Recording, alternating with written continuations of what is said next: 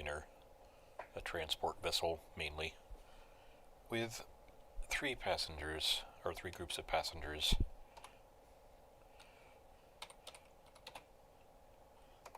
And all of them are done except for this guy over here. I need to take him to the next destination, or his final destination, his tour destination, which is at Tiefenslata, I think that's how it's pronounced. He also wants a coffee. I'll try to get him a coffee, but we'll see what happens. Anyway.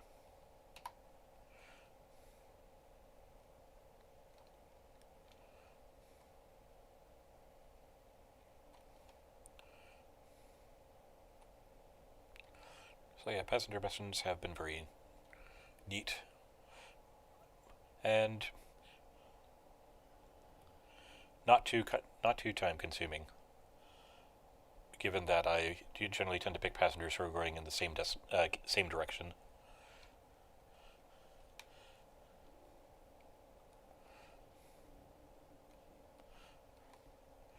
And that just means where we need to be. System data for our next location has been synced to your nav panel, Commander. Alright, so let's take a look at the nav panel. Let's see a blue highlight here. Oh, here we are. Ooh, look at that. So I want to make sure I go to the Geysers, I believe. So I'll select that as my in-system destination. And we'll see where that is.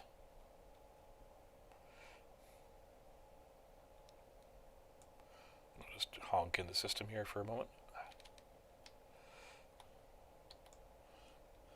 26 bodies. Oh my. Oh, this will take a while. 394,000 light seconds. Oh boy. Time to watch some Netflix if you have it, or Amazon Prime, or Hulu, or eat some food, make some tea.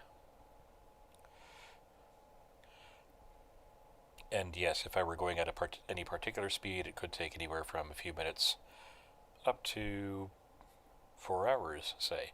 If I stopped entirely and went at the slowest speed possible, it could take years, literal years. So yeah, this is basically a real-time operating and real, or at least as close as possible to scale, galaxy. So it's pretty crazy. It's kind of why I like this game. The sense of scale you get. Of course, with pauses like these, again, you might just want to do some other activity, stare around your ship, count your arm hairs, who knows. In the meantime, let's see what we got for modules here. Ooh. Modules, okay. Thrusters, all the core stuff. Life support, that's not important. Let's see. We got cargo hatch, a few pulse lasers for defense, in case I run into any baddies. Advanced docking computer, which presumably is supposed to let me auto dock as well as auto launch from any station. And the latter part of that I have not seen any success in doing.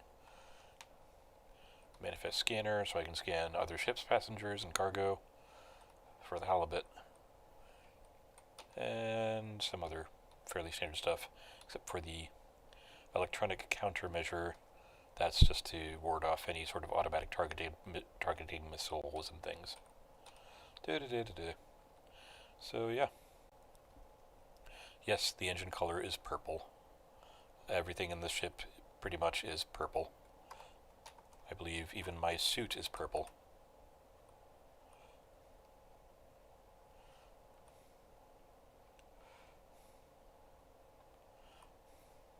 So yeah, it's going to take a while.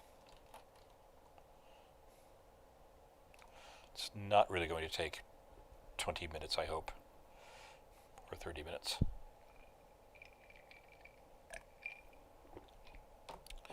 So yes, Mr. Murray Charles, you really will have to wait for that coffee. I'm sorry. I mean, you could believe the audacity, to ordering 1 unit of coffee. Just, I don't have coffee in this ship. I'm sorry. Had I known in advance, I probably would have gotten some at a station before. Now that I know, I probably should do that for the next passenger that comes along. Wait a second. That's going up.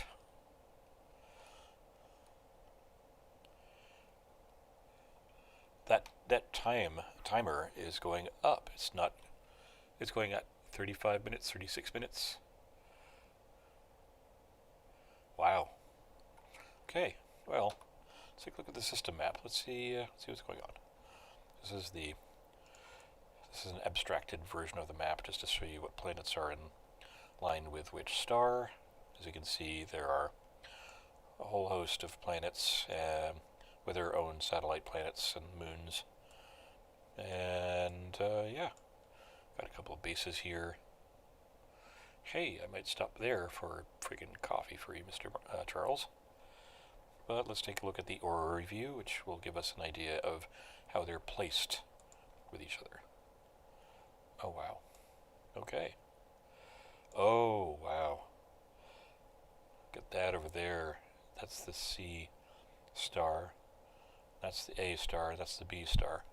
So we're probably going all the way out there. Probably. Yep.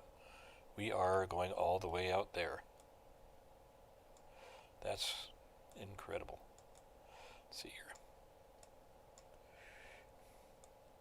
I don't think I can even...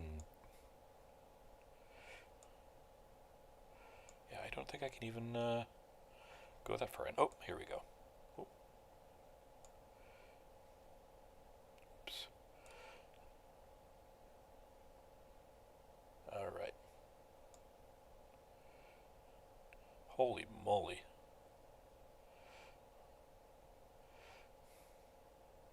That's... wow.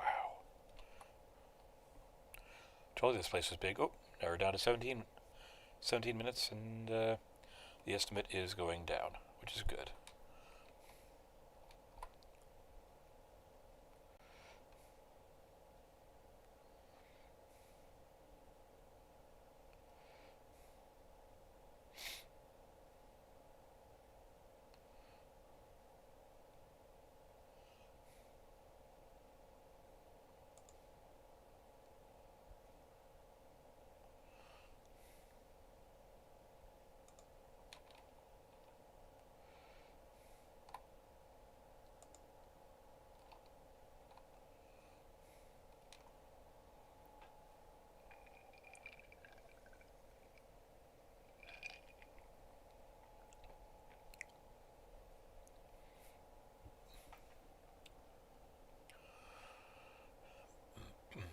Okay.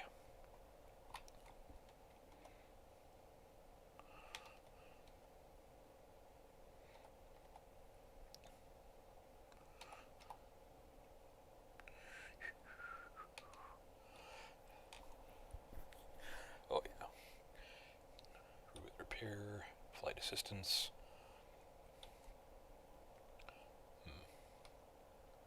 Ah, interface brightness. That's pretty neat. Alright. Jump range. Cool.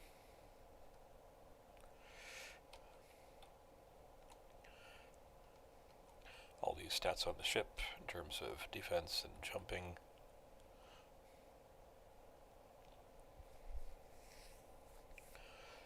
Still got a ways to go. It's probably the longest I've traveled from any star within any system yet. Almost 500,000 light seconds.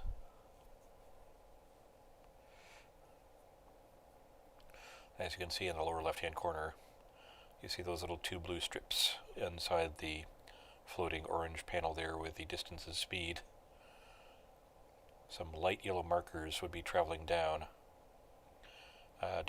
those orange horizontal strips when we get to roughly 1 million miles. We're at several thousand orders of magnitude above that. So, yeah, this will take a while. Once those hit the blue area, that means I can jump out next to my destination. So, yeah, it will be probably about 5 minutes now at this point, 5.5.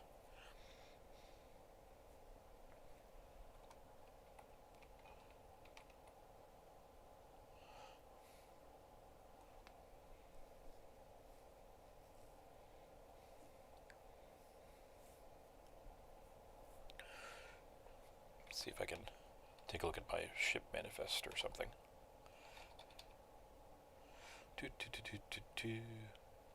Got my engineers. Codex. Maybe I might find that here. Alright. Stats. Systems visited.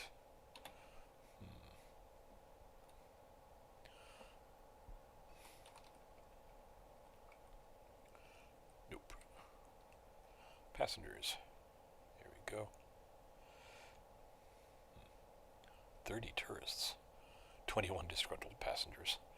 Yeah, I'm not that great of a driver, I guess. Exploration. Did a lot of profits, which went into my ships, I guess. No mining yet. Did some trading. Apparently did some crime. Oh. Right, those are probably for getting stuck in the launch gate. On launch gates on each of the stations, the mail slots, as it were. No combat. And, okay. Multi-crew with a friend. Crafting. Used 1 engineer. Did 3 upgrades. But I do not have a place where I can find a list of my modules on my ship. Well, wait, I already showed that to you. That was over here. I am tired.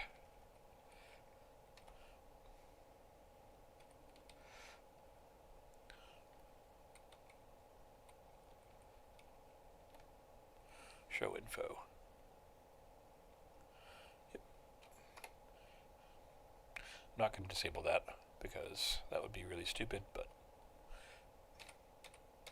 it would also be really stupid to disable the power distributor or stuff like that. I could probably disable the pulse rifles if I wanted to save on power.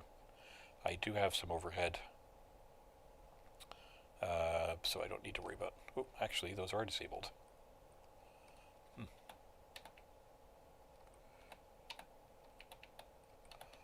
There we go.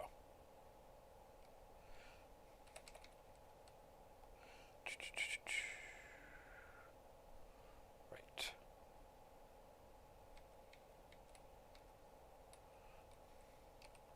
The frameshift drive is what we're pretty much using it now, and it takes helps with supercruising and also system jumping. We're in supercruise right now. Discovery Scanner is the module that helps us discover planets and the like. Detailed Surface Scanner pretty much does what it says it does. Scans the surface of planetary bodies and gives back data, which can be sold. The power plant powers everything on the ship. It's kind of important. I mean, you know.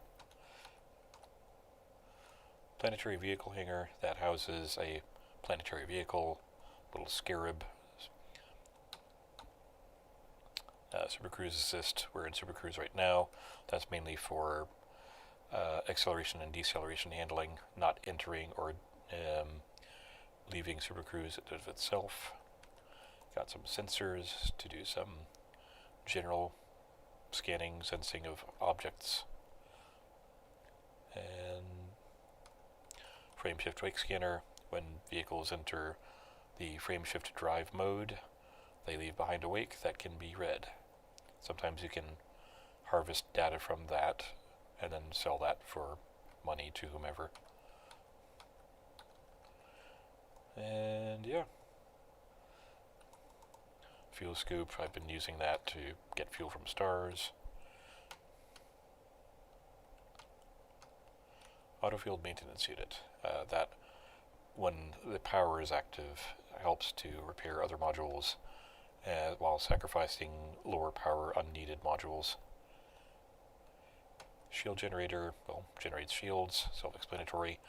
And thrusters, well, they thrust the ship in various directions.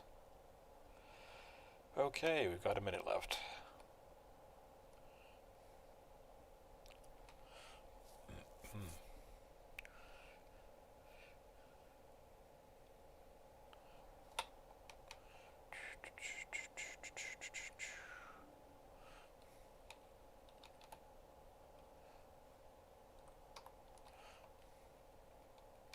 Oops.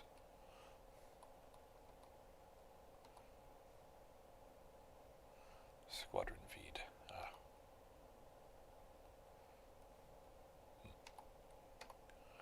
Nope.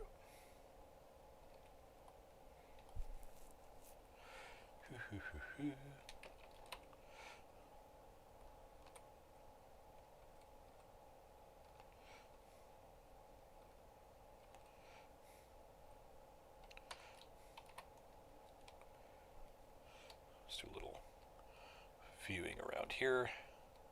So this is my ship, from the outside anyway. This is the Beluga liner.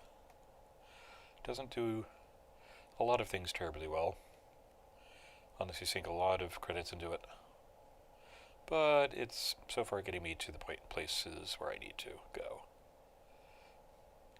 And I've actually become quite fond of it, despite its huge size and difficulty to navigate the mail slots and entry points on the docks and on the space stations and what have you.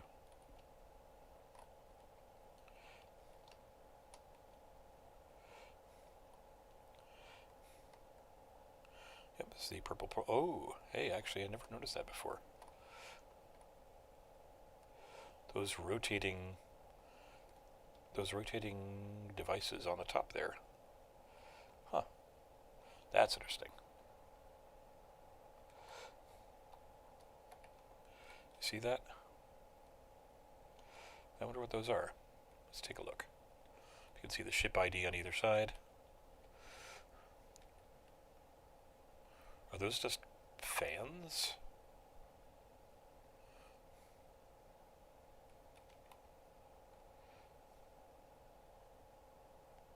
I don't know.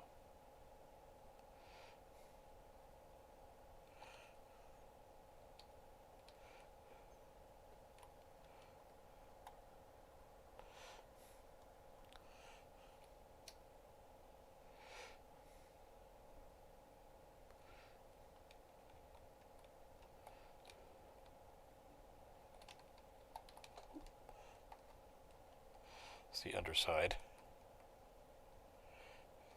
Oh. Guess I oversped.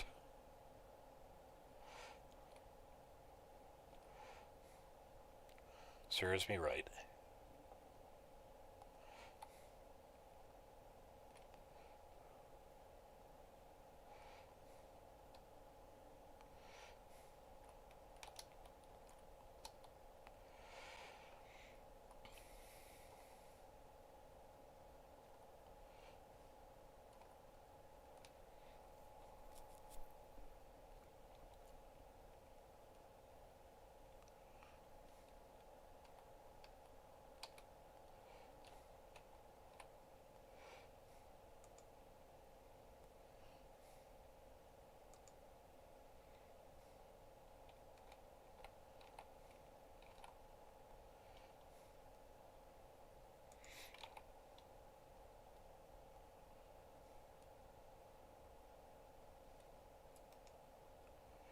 Kind of a neat planet over there. A few interesting celestial bodies. Might scan those in a bit.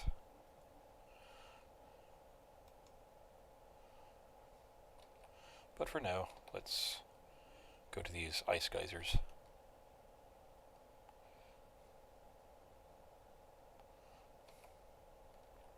And before... Okay. So apparently the geysers are on the other side of the planet.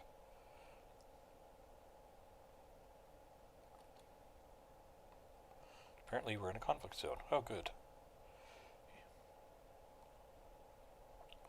Well, I am not going to get out of frame shift drive mode yet. Super cruise. Because that would be disaster if it really is a conflict zone and there are a number of ships that are out to cause mayhem. Let's do a quick little scan here.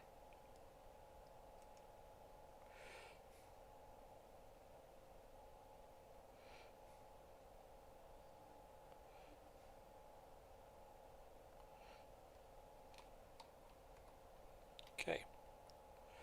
So now I need to go to the other side of the planet because that's where the geysers are.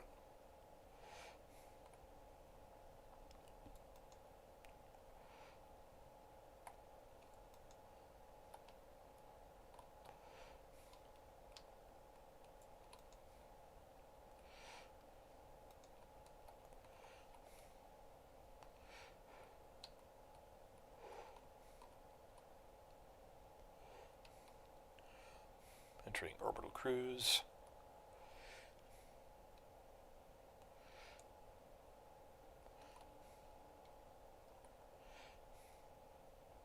Orbital flight, here we go. And at some point we'll probably jump out of frame shift drive. Actually, I could do that now.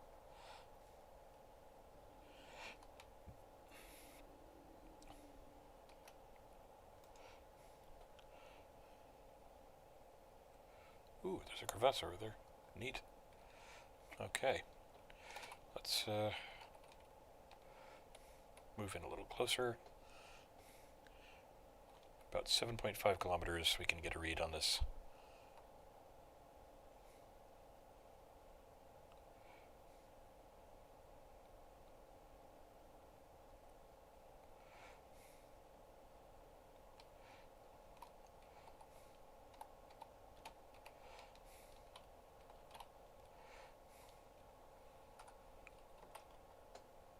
Just to see how ludicrous that looks from above.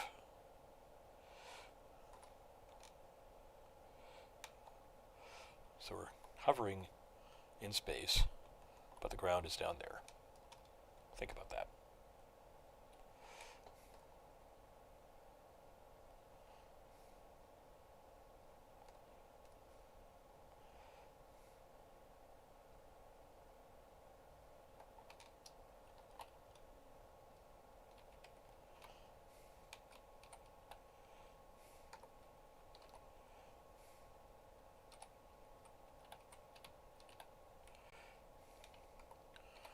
All right, Mr. Murray, Mr. Charles, you've got your geysers, and I hope you get your coffee.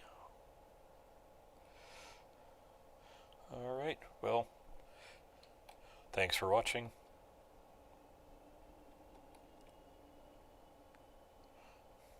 Thanks for watching, and I hope you enjoyed.